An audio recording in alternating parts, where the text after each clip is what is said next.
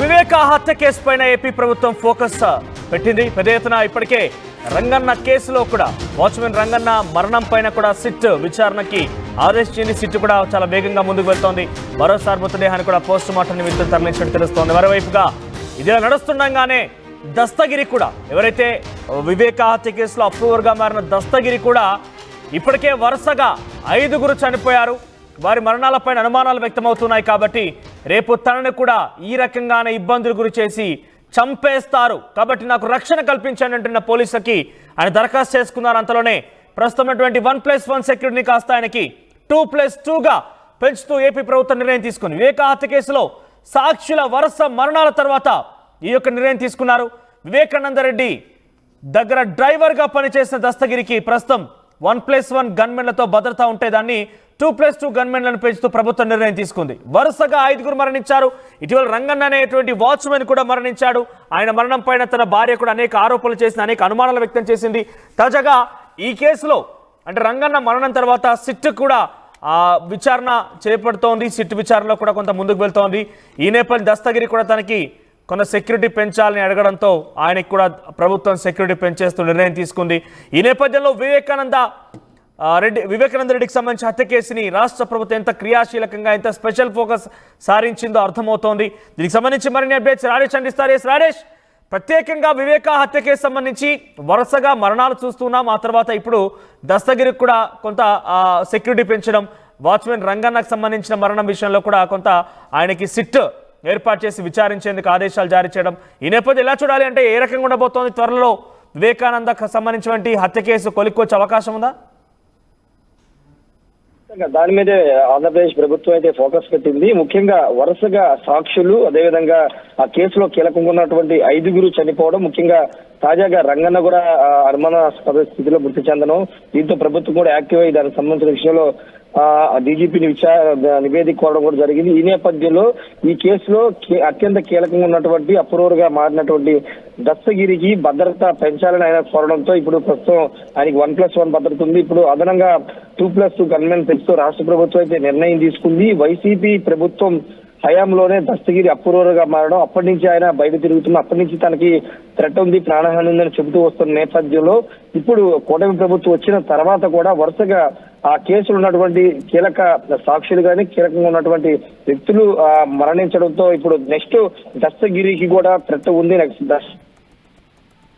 ప్రాణాపాయం ఉందనే ఒక అనుమానాలు రేకెత్తున్న నేపథ్యంలో ఇప్పుడు దస్తగిరికి భద్రత పెంచాలని కోరారు. ఈ నేపథ్యంలో దస్తగిరికి అయితే భద్రతను పెంచారు. అయితే దస్తగిరి చాలా సార్లు మీడియా ముందుకు వచ్చి చెప్పారు, తనకు ఖచ్చితంగా తనని ఎప్పటికైనా చంపేస్తారని ఒక భయం ఉంది, కానీ నిజం తెలియాలని మాత్రమే తాను అప్రూవ్గా మారానని దస్తగిరి పలు సందర్భాలు చెప్పారు. ఈ నేపథ్యంలో ఇప్పుడు కూటమి ప్రభుత్వం ఈ కేసుని చాలా ఫోకస్ పెట్టిన నేపథ్యంలో అటు డీజీపీ గాని ఇటు రాష్ట్ర ప్రభుత్వం మన కేబినెట్ లో కూడా దీని మీద పెద్ద ఎత్తున చర్చ జరిగింది. రంగన్న మృతి చెందడం అంటే 2019లో జరిగినటువంటి ఈ హత్యకి సంబంధించిన వ్యవహారంలో అప్పుడు తెలుగుదేశం మీద వైసీపీ నెపం నెట్టేయడం, తర్వాత వైసీపీ అధికారంలోకి వచ్చిన దాని సిబిఐ విచారణ అవసరం చెప్పిన రకరకాల మలుపు తిరిగినటువంటి ఈ కేసులో ఇప్పుడు దస్తగిరి మాత్రమే కీలక ఆధారం ఉన్నారు, కీలక సాక్షిగా ఉన్నారు. ఈ కేసు ముందుకు వెళ్ళాలంటే దస్తగిరి లాంటి వ్యక్తి అవసరం ఉంటుంది, కాబట్టి ఆయన బ్రతికుండాల్సిన అవసరం ఉంది. కాబట్టి ఇప్పుడు దస్తగిరికి ప్రభుత్వం ఫోకస్ పెట్టి భద్రత పెంచింది. దస్తగిరి కూడా ఇప్పుడు బయట ఇంతకుముందు ఆయన ఒక రాజకీయ పార్టీలో చేరి కడప ఎంపీగా పోటీ చేసిన నేపథ్యం కూడా చూసారు, కానీ ఇప్పుడు చాలా సైలెంట్ గా ఉన్నటువంటి పరిస్థితి. ఈ నేపథ్యంలో దస్తగిరికి థ్రెట్ ఉంది, కొంత అక్కడ పులివెందులో ముప్పు పొంచి ఉందని భావించి ఆయన భద్రత కోరడం, వెంటనే ప్రభుత్వం కూడా స్పందించి భద్రత అయితే ప్రొవైడ్ చేసింది. ఖచ్చితంగా ఈ కేసు అయితే చాలా వేగంగానే తీసుకుంటున్నారు. అది ఇంత స్పెషల్ ఫోకస్ కింద వివేక హత్య కేసుని తీసుకోవడం, మరణించిన వారికి సంబంధించి ఆల్రెడీ వారంతా అంత్యక్రియలు పూర్తయినాక కూడా మళ్ళీ పోస్ట్ మార్టం కోసం ఆదేశించడం, ఇలా చూస్తూ ఉంటే ప్రభుత్వం వివేక హత్య కేసును కొలికి తీసుకొచ్చే అవకాశం కనబడుతోందా? చాలా సీరియస్ గా కనబడుతోంది. కాబట్టి ఈ అంశం త్వరలోనే కొలిక్కొచ్చే అవకాశం ఉందా? ఖచ్చితంగా ఆ కోణంలో ఇప్పుడు పోలీసులు దర్యాప్తు చేస్తున్నారు. వివేకానంద రెడ్డి హత్య కేసుకు సంబంధించినటువంటి గతంలో జరిగిన విచారణ ఎంతవరకు చేశారు, అసలు విచారణ ఏ కోణంలో చేశారనే అంశాలను కూడా పోలీసులు ఫోకస్ పెట్టారు. ముఖ్యంగా ప్రత్యేక టీమ్స్ కూడా ఏర్పాటు చేసి కేసుని త్వరగా విచారణ పూర్తి చేయాలి. ముఖ్యంగా తెలుగుదేశం పార్టీ మీదే ఆరోపణలు చేసినటువంటి వైసీపీ నేతలు ఇప్పుడు ఆ కేసులో కీలకంగా ఉన్నటువంటి అవినాష్ రెడ్డి గాని, భాస్కర్ రెడ్డి ఇలాంటి వాళ్ళు ఆల్రెడీ బెయిల్ మీద బయట ఉన్న నేపథ్యంలో వాళ్ళని మరోసారి విచారించాలని భావిస్తున్న నేపథ్యంలో కేసుని పూర్తిస్థాయిలో విచారించి దోషుల్ని పట్టుకోవాలని రాష్ట్ర ప్రభుత్వం కూడా భావిస్తుంది. మనోజ్. వైట్ రాజేష్, సో మొత్తం మీద వివేక హత్య కేసులో అప్రూవర్గా మారినటువంటి దస్తగిరికి భద్రతను పెంచుతూ రాష్ట్ర ప్రభుత్వం నిర్ణయం తీసుకుంది. ఇటీవల కాలంలో వాచ్మెన్ రంగన్న కూడా మృతి చెందాడు. అయితే ఆయన మరణం పైన కొంత ఆందోళన వ్యక్తమైంది. తన భార్య కూడా అనేక ఆరోపణలు చేసింది. సిఐడి అధికారులు కనీసం పట్టించుకోలేదని, పోలీసు అధికారుల నిర్లక్ష్యం ఉందని, తన అనారోగ్యం బారిన పడినా కూడా కనీసం ఆసుపత్రికి తీసుకెళ్లేదని, ముఖ్యంగా తన ఆర్థిక స్థితిగతులపైన కూడా కనీసం ఆయన తిండికి ఆయన మెడిసిన్స్ కూడా కొనుక్కోలేని పరిస్థితి నేపథ్యంలో కావాలనే ఇలా నీరుగార్చి తన ఆరోగ్యం క్షీణించే విధంగా చేసి తనని పూర్తిగా మరణించే వరకు కూడా ఇలానే చూస్తూ ఉండిపోయారు. కానీ తనను పట్టించుకోలేదంటూ తన భార్య సుశీలమ్మ ఆరోపించింది. ఆ తర్వాత ఆ ఆరోపణలపైన పోలీసులు కూడా చాలా సీరియస్గా రియాక్ట్ అయ్యారు. సిట్ మరోసారి ఆ రంగన్న మరణం పైన సిట్ విచారణ జరిపిస్తామంటూ పోలీసు అధికారులు చెప్పుకొచ్చారు.